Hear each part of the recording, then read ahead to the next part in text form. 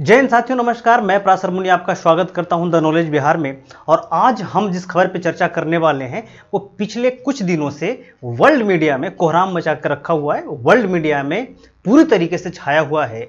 और खबर यह है कि प्रो चाइनीज लीडर है ना, यानी कि चाइना के फेवर में काम करने वाला नेता मालदीव का राष्ट्रपति चुना गया है। और यह खबर इतने बड़े पैमाने पर फैला हुआ है, एक खबर की इतनी तवज्जो दी जा रही है कि अब ऐसा लग रहा है कि भारत का जो है हिंद महासागर में एक बड़ा दुश्मन आ गया है जो चाइना का बहुत बड़ा करीबी है। हम लोग इस खबर को अच्छे से चर्चा करेंगे। इसका हम कह सकते हैं कि आप सारे पहलुओं पे हम चर्चा करेंगे कि भारत का जो है इस पे क्या इम्पैक्ट पड़ेगा, भारत का जो है मालदीव में इस प्रकार का गवर्नमेंट आने से क्या भारत की स्थिति हिंद महासागर में कमजोर हो जाएगी, क्या भारत जो है अब चाइना को टक्कर देने में सक्षम नहीं रहा क्योंकि अब चाइना जो है मालदीव में आ जाएगा। हम इस सारे पहलुओं पर विस्तार से चर्चा करेंगे। उसके पहले हम थोड़ा सुर्खियां देख लेते हैं कि आखिर में न्यूज में छपा क्या है। देखिएगा,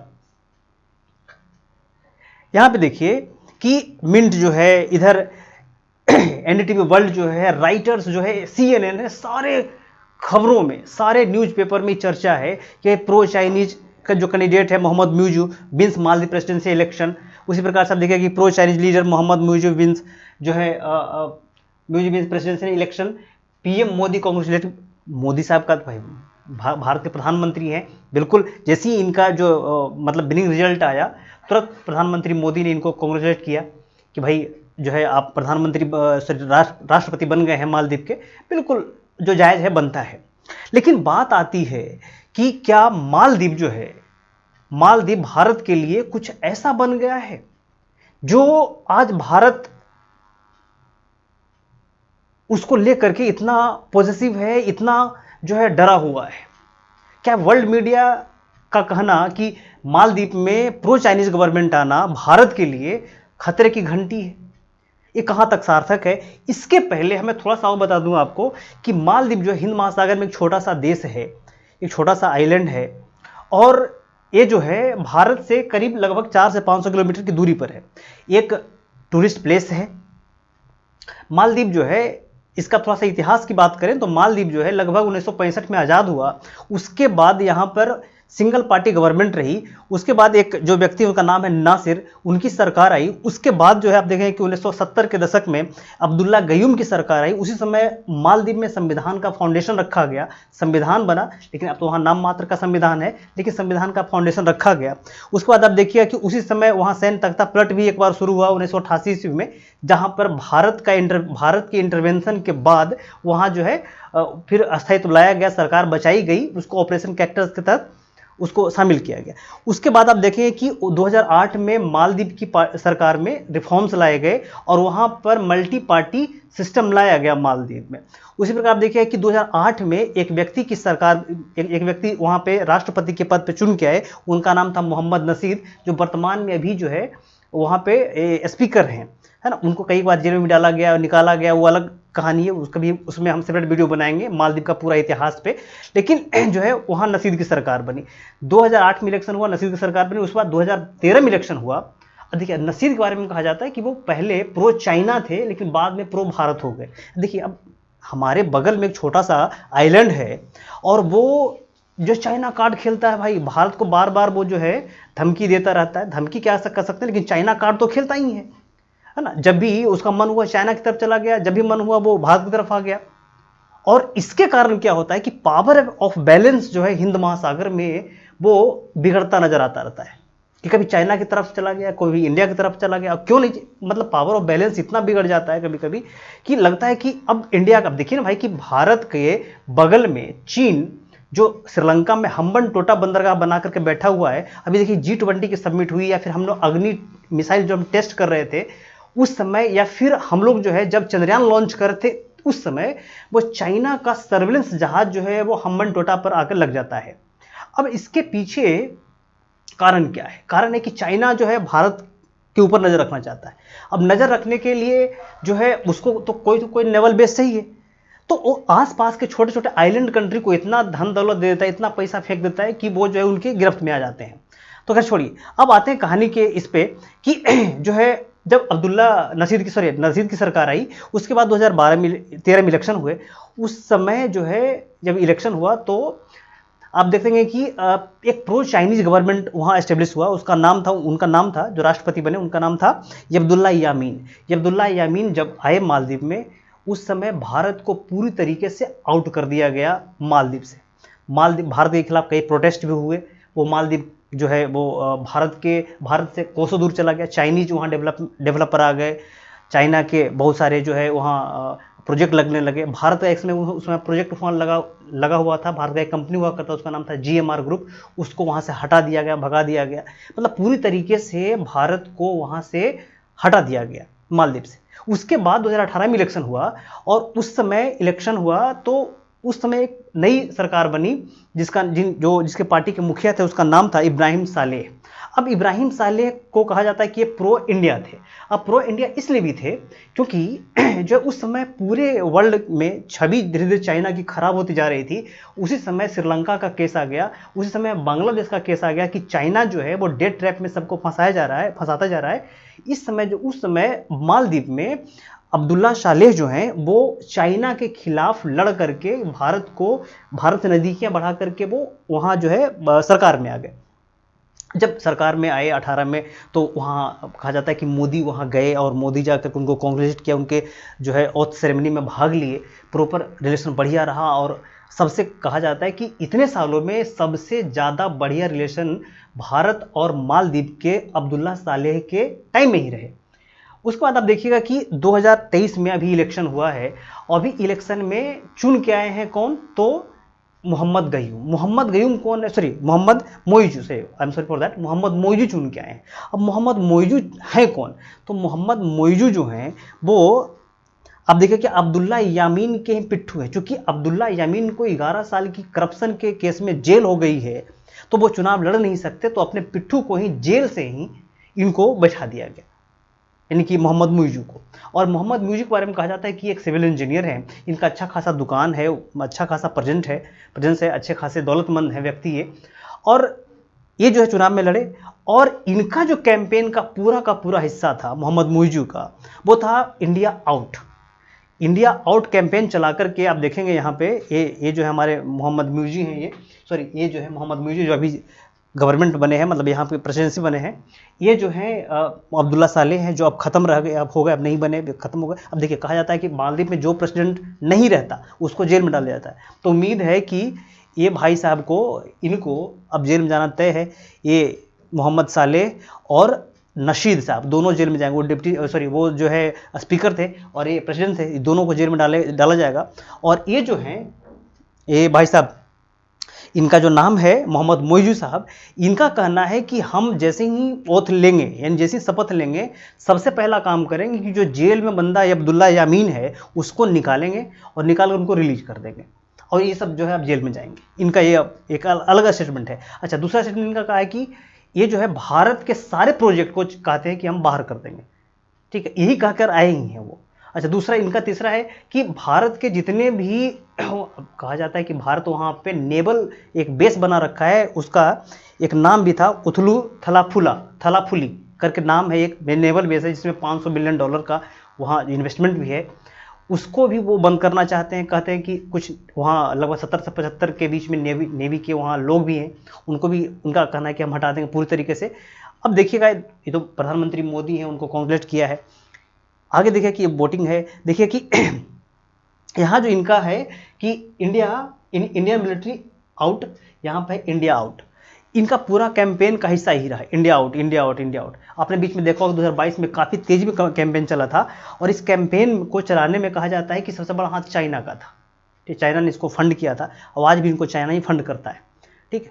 तो अब जो है ये देखिए कि छोटा सा एक देश यहाँ पे मालदीव, और ये इतना प्रेजेंस रखता है इस इंडो पैसिफिक रीजन में।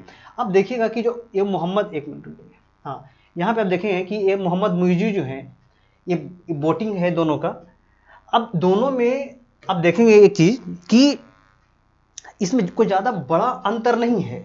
आप देखिए कि जो मोहम्मद मोइजू हैं वो 54% वोट लेके आए हैं, और ये जो है वही लगभग 46% वोट लेके आए, ठीक, पूरी आबादी जो है लगभग 5 लाख के बीच में है, 5 लाख के बीच में है मालदीव की, है ना। इसमें से 2.8 लाख यानी कि 2,80,000 लोग, 80,000 लोग जो हैं यहाँ पर वोटिंग करेंगे, ये वोटिंग के लिए एलिजिबल हैं। इसमें 1.6 लाख जो लोग हैं वो किसी न किसी पार्टी से जुड़े हुए हैं, समझ गए। तो लगभग आप देख सकते हैं कि 1 से 1.25 लाख वोटर जो है वो डिसाइड करते हैं कि क्या मतलब कौन यहाँ पे राष्ट्रपति बनेगा। तो इनमें ज़्यादा कोई खासा अंतर नहीं है, लगभग जो है वही 5-6% का अंतर था।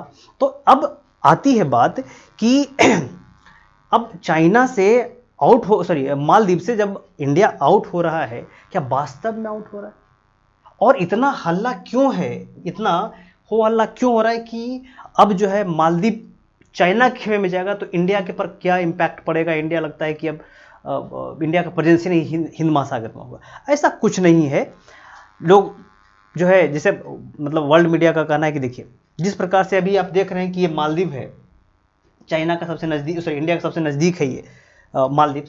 अब यहाँ पे कुछ चीज़ें हैं जो अब देखिएगा, ये है पूरा इंडो पैसिफिक। अब मैप आपको दिख रहा होगा, ये पूरा का पूरा जो रीजन आपको दिख रहा है ये पूरा इंडो पैसिफिक रीजन है।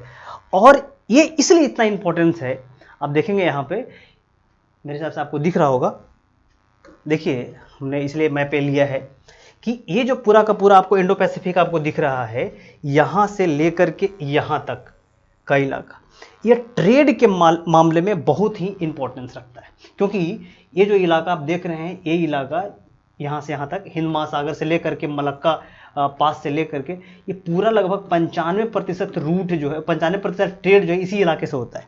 सारा खेल इसी का है, ठीक है, सारा खेल इसी का है कि अब इस इलाके में चूंकि चाइना भारत के नज़दीक है, यहाँ भी नज़दीक है। अच्छा, चाइना की एक नीति है स्ट्रिंग ऑफ पर्ल्स, मोतियों की माला की नीति, है ना। वो क्या करता है, इस नीति के तहत आप देखेंगे कि चाइना क्या करता है कि भारत के आसपास में वो नेवल बेस बनाना चाहता है, वो मिलिट्री बेस बनाता है। जैसे देखिएगा कि यहाँ पर म्यांमार में एक बेस उसका है कोको आइलैंड पे, एक बेस इसका यहाँ पे है जो है बांग्लादेश में, यहाँ पे देखिएगा कि श्रीलंका में हम्बनटोटा है। आप मालदीव में उसका बेस देख लीजिएगा, आप यहाँ पे देख लीजिएगा कि इसका जो है यहाँ पे है, यहाँ पर भी उसका बेस है। चीन में, यहाँ पाकिस्तान में एक बेस है ग्वादर। तो वो जो है भारत को इस तरीके से वो घेर रहा है, ठीक है। अच्छा, भारत भी पीछे नहीं है, भारत भी तो बना रहा है। भारत का एक तो यहाँ पे है आपका अंडमान निकोबार, यहाँ पे लक्षद्वीप है आपका खुद है। आप देखिए कि ओमान में ड्रुकम पोर्ट हमने लिया हुआ है, सेशेल्स में हमने लिया हुआ है एक पोर्ट, है ना। फिर यहाँ पे मॉरिशस में एक हमने लिया हुआ है। तो भारत भी चाइना को काउंटर करने के लिए अपना जो एक जाल बिछा रहा है, समझ गए। तो अब आता है कि अब बात आती है कि क्या ये तो इंडिया पर इंपैक्ट है, अब अमेरिका इसमें क्या कर रहा है। क्योंकि देखिए अभी हमने क्या देखा कि जब G20 की बैठक हुई तो हमने आईमैक का फॉर्म होते देखा। आईमैक यानी कि India middle east European economic corridor, तो ये एक फॉर्म हुआ तो भारत से निकल के जाएगा, ठीक है। दूसरा कि क्वाड है, इस इलाके में बैठा हुआ क्वाड है, इंडिया, ऑस्ट्रेलिया, जापान और जो है अमेरिका, क्वाड इसमें है। आप देखा कि इस इलाके में I2U2 है, ठीक। तो इस इलाके का प्रेजेंस जो है बहुत अधिक मात्रा में हो गया। और दूसरी बात है कि अभी कनाडा वाले रिलेशन में आपने देखा कि कनाडा से इतना बात बढ़ने के बाद भी इंडिया पर अमेरिका ने प्रेशर नहीं बनाया और उससे बन भी नहीं पाया। इसका मतलब है कि भारत का इंपॉर्टेंस इस इलाके में कितना है। अच्छा, दूसरी बात है कि चाइना को काउंटर करने के लिए अब जो है अमेरिका को आना पड़ेगा इसमें। तो क्या पहले वाली स्थिति मालदीव की रहेगी, ठीक है। चाइना अलग बात है कि छोटे छोटे कंट्रीज को कुछ लालच दे करके उसको अपने तरफ मिला लेता है, ठीक है। अब बात आती है कि ये जो है मालदीव्स का इंपॉर्टेंस इतना बढ़ गया है। देखिए हाल में कुछ जो रिपोर्ट्स पब्लिश हुई हैं उसमें कहा गया है कि मालदीव जो है वो पहले जैसा द्वीप नहीं रह गया, है ना। क्योंकि पहले जो है, क्योंकि मालदीव का जो पूरा का पूरा इकोनॉमी टूरिज्म पे है, एक्सपोर्ट पे है, खास करके फिशिंग वगैरह का एक्सपोर्ट करते हैं वो। तो पूरी तरीके से इनकी जो इकोनॉमी है 2-3 चीज़ों पे टिकी हुई है। अच्छा, अभी हाल में देखा गया है कि मालदीव्स के लगभग 200 लोग लड़ाके जो हैं वो चले गए सीरिया में लड़ने के लिए ISIS की तरफ से। दूसरी तरफ है कि मालदीव्स में क्या हो रहा है कि वहाँ जो है थोड़ा ज़्यादा रेडिकलाइजेशन बढ़ रहा है। मदरसा छाप लोग वहाँ जा रहे हैं, वहाँ जा कर के ये कर रहे हैं, तो वहाँ जो है थोड़ा सा माहौल ख़राब होता दिख रहा है कि जो है मालदीव जो पहले जैसा शांत कंट्री नहीं रह पाया। अच्छा, दूसरी बात अब आती है कि क्या भारत के लिए मालदीव खतरा है कि नहीं है। अब देखिए, बात है कि मालदीव जो है वो क्या चाहेगा कि मेरे के यहाँ तो इकोनॉमी बूस्टअप रहे। तो जो है भारत से सबसे नज़दीक मालदीव है, तो भारत से बहुत सारे लोग वहाँ पे टूरिस्ट जाते हैं, तो रिलेशन तो ख़राब करना नहीं चाहेगा। दूसरी बात है कि जो भारत है उसको जो है हाल में, देखिए 2004 में वहाँ सुनामी आया था तो भारत ने मदद की थी। 2014 में वहाँ वाटर क्राइसिस आ गया था मालदीव्स में, बहुत सारे पानी की कमी हो गई, तो चाइना को इन्होंने पहले भेजा कि भाई हमको पानी पहुँचाइए। ये कहा, चाइना ने कहा कि नहीं, हम नहीं पहुँचाएंगे, मेरे पास टाइम नहीं है भैया। तो भारत ने अपने सिप भर भर के यहाँ बोतल से पानी पहुँचाए, समझ गए। और आज जो है चाइना में, मालदीव्स में जो इंडिया आउट के मोमेंट चल रहे हैं, वो अलग चीज़ है।